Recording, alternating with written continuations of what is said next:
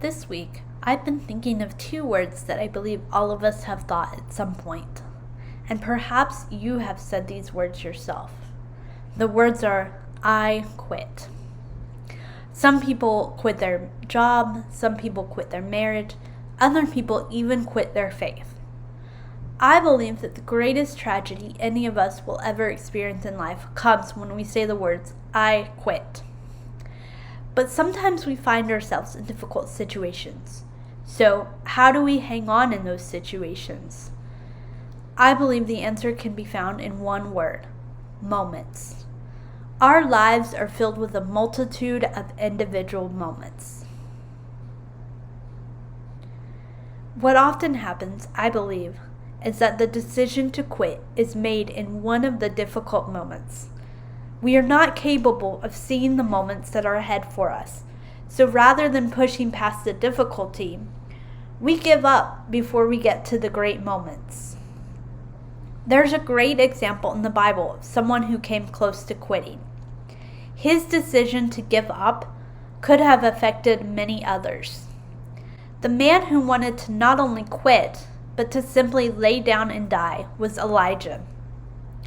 This prophet had just witnessed God send fire down from heaven upon his request.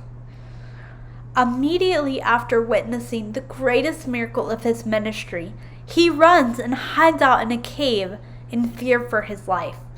He tells God he just wants to die right there. God responds by telling Elijah that there's still more work to be done. His ministry and his life were not over. Now, imagine if Elijah had decided to spend the rest of his life in the cave. He would never had trained Elisha. The decision Elijah made affected not only Elisha, but also everyone who was ministered to through the work of Elisha. In one moment, Elijah could have prevented a whole generation from receiving the work that God wanted to do in their lives. One of the necessary parts of my work in missions is to connect with pastors and other potential partners for my ministry.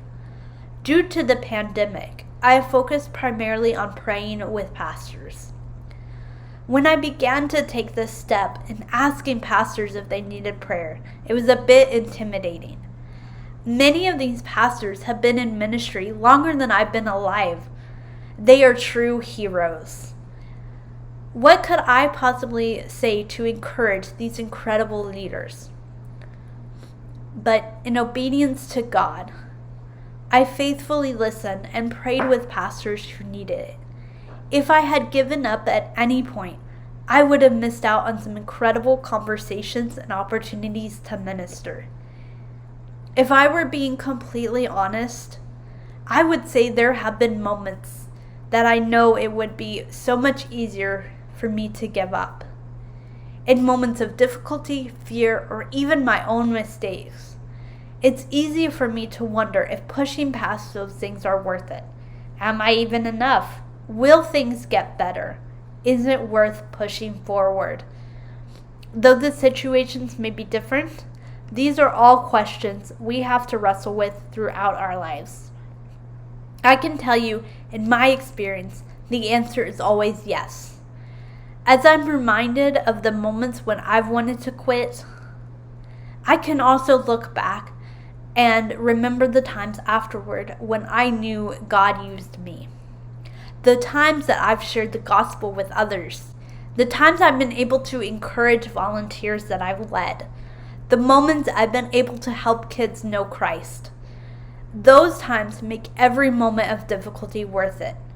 So, if you find yourself in a moment when you're tempted to say, I quit, whether it's your job, your marriage, other relationships, or your faith, I hope that instead you'll choose another statement.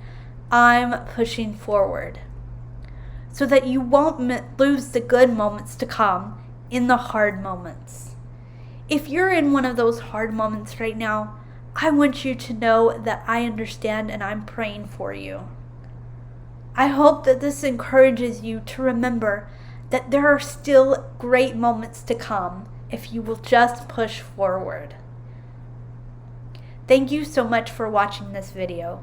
I hope that it encouraged you.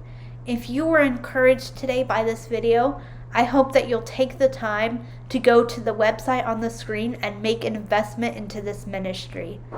Thank you again so much.